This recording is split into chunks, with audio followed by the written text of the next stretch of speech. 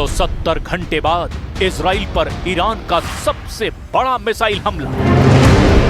इस वक्त पूरे इजराइल में गाजा जैसी तस्वीरें दिखाई देने लगी हैं। ये कहना गलत नहीं होगा, हालात ये हो गए हैं कि इजराइल की राजधानी तेल अवीव में ईरान की बैलिस्टिक मिसाइलों ने तूफानी तबाही मचाई है। सिर्फ 2 घंटे के अंदर ही तेल अवीव पर 12 मिसाइलों से हमला हुआ है, जिसमें 25 से ज्यादा इजरायलियों के मारे जाने की खबर है।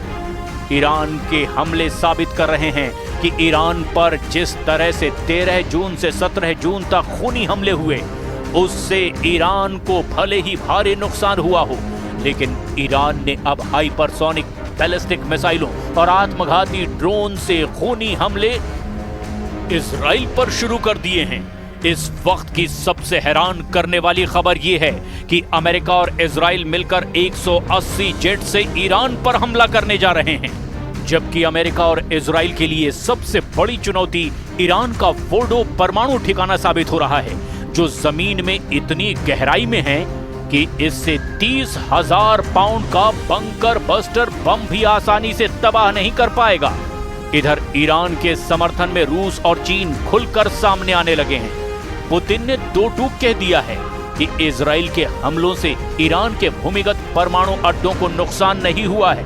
वहीं ट्रंप ने ऐलान कर दिया है कि जब तक खामनेई को मारा नहीं जाएगा, तब तक ईरान हमले करता रहेगा।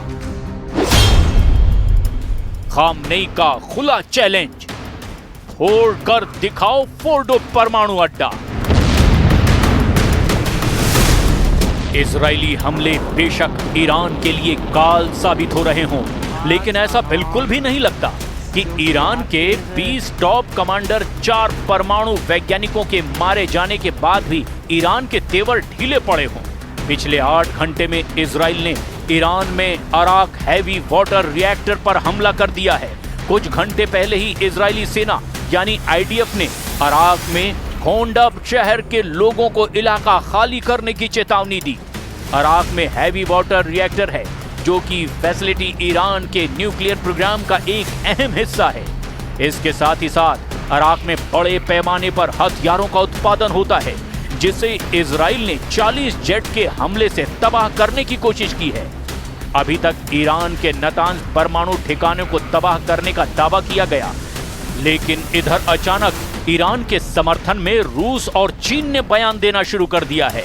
रूस के राष्ट्रपति पुतिन ने डंके की चोट पर कहा कि ईरान के जिन परमाणु ठिकानों पर इजराइल के जेट और मिसाइलों से हमले किए गए, उससे ईरान के भूमिगत परमाणु ठिकानों को नुकसान नहीं हुआ है। यानी रूसी राष्ट्रपति पुतिन ने अपने बयान से पूरी दुनिया को बता दिया कि ईरान के भूमिगत परमाणु ठिकाने पूरी तरह से सुरक्षित हैं और इजराइल के हमले नाकाम साबित हुए हैं। और यही वजह है कि राष्ट्रपति ट्रंप ईरान पर हमला करने से पहले 100 बार सोच रहे हैं। ट्रंप ने ईरान पर हमला करने के प्लान को मंजूरी तो दे दी है, लेकिन उन्हें यकीन नहीं हो रहा कि अमेरिका और इजराइल मिलकर ईरान के फोर्डो परमाणु ठिकाने को तबाह कर पाएंगे, जो पहाड़ों के बीच में जमीन से सैकड़ों मीटर नीचे मौजूद है। अमेरिका को लगता है कि 30,000 पाउंड का बंकर बस्टर बम भी ईरान के भूमिगत फोर्डो परमाणु ठिकानों को तबाह नहीं कर पाएगा। एक रिपोर्ट के मुताबिक एक्सियोस की रिपोर्ट में कहा गया कि अमेरिकी राष्ट्रपति डोनाल्ड ट्रंप ने अपने सैन्य सलाहकारों से पूछा है कि क्या 30,000 पाउंड के बम ईरान के फोर्डो परमाणु संयंत्र को नष्ट कर सकते हैं। बंकर बस्टर बम, जिन्हें मैसिव ऑर्डिनेंस पेनेट्रेटर के नाम से भी जाना जाता है, अमेरिकी शस्त्रागार में मौजूद हैं, लेकिन इजराइल के पास बमों को तैनात करने के लिए आवश्यक हथियार या बम वर्षक नहीं है। फोर्डो को इतनी गहराई पर जमीन के अंदर दफनाया गया है कि माना जाता है कि ये इजरायली हवाई हथियारों की पहुंच से बाहर हैं। पेंटागन के अधिकारियों ने ट्रंप को बताया, उनका मानना है कि बम फोर्डो के खिलाफ काम कर सकते हैं। हालांकि ये अभी तक स्पष्ट नहीं है कि ट्रंप इस बात को लेकर आश्वस्त हैं भी या नहीं। एक्सियोस की रिपोर्ट के मुताबिक 30,000 पाउंड के बमों का इस्तेमाल कभी भी वास्तविक युद्ध में नहीं किया गया, केवल परीक्षणों में किया गया है। इजरायलियों ने अमेरिकी अधिकारियों से कहा कि भले ही वे बमों से फोर्डो को नष्ट नहीं कर सकते, लेकिन इससे वो ईरान को मिट्टी में मिला सकते हैं।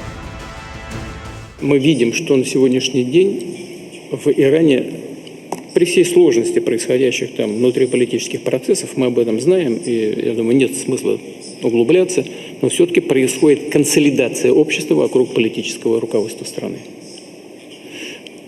Ну, это почти всегда и везде так происходит. Если не в конце 90-х. И тогда уже ведь начали выстраивать отношения с Китаем. Подземные заводы,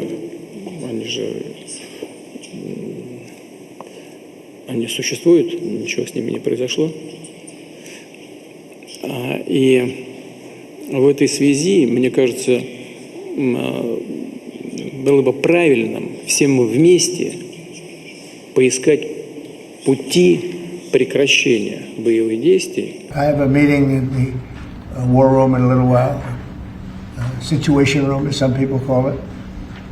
So we're going to meet. We're going to see.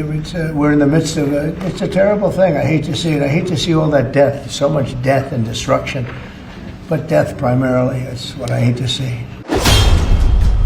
Iran ने उड़ा दिए Israeli stock exchange.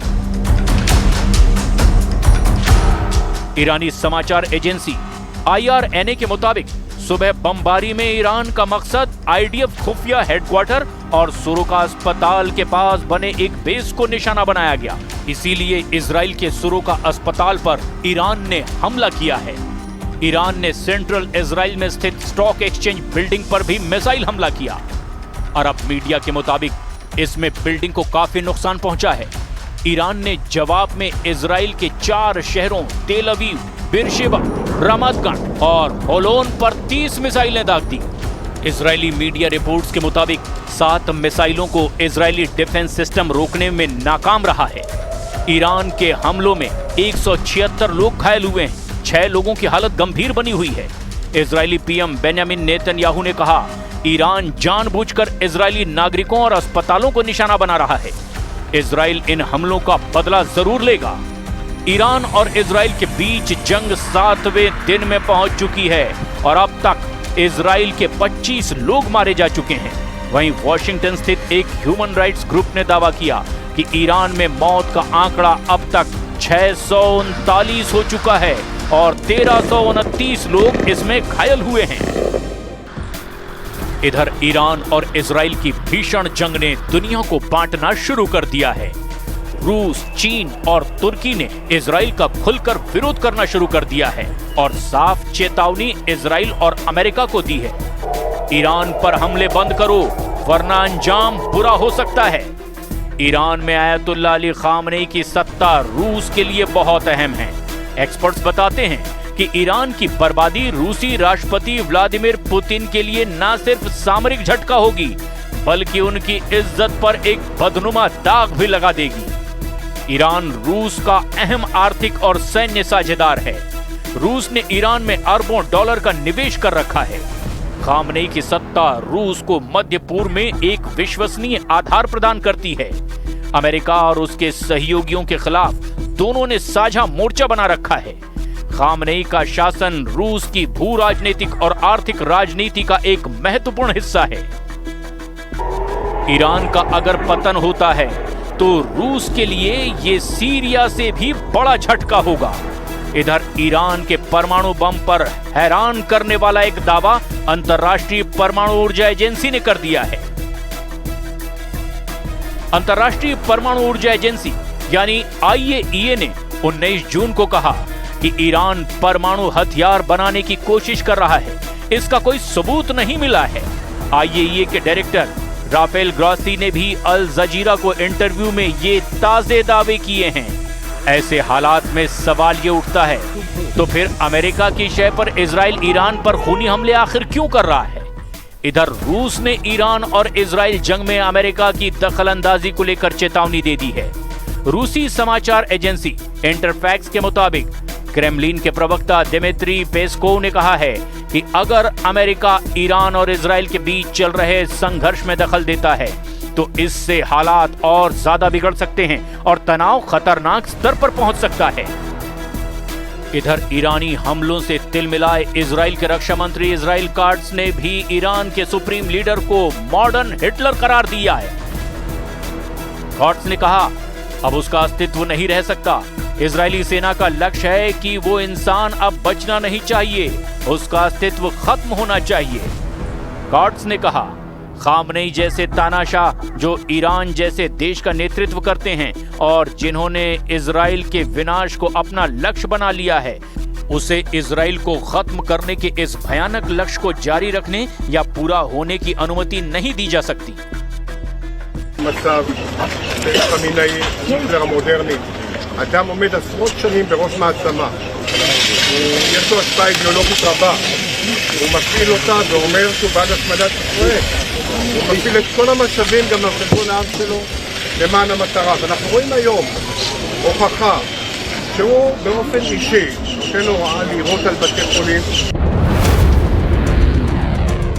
Iran Israel युद्ध से जुड़े जानकारों के दावों के मुताबिक अगर ईरान के सुप्रीम लीडर खामनेई को इजराइल और अमेरिका मिलकर जान से मार देते हैं तो इससे पूरे मिडिल ईस्ट में भयंकर तबाही वाला युद्ध शुरू हो जाएगा, जिसे ना तो रूस रोक पाएगा और ना ही अमेरिका।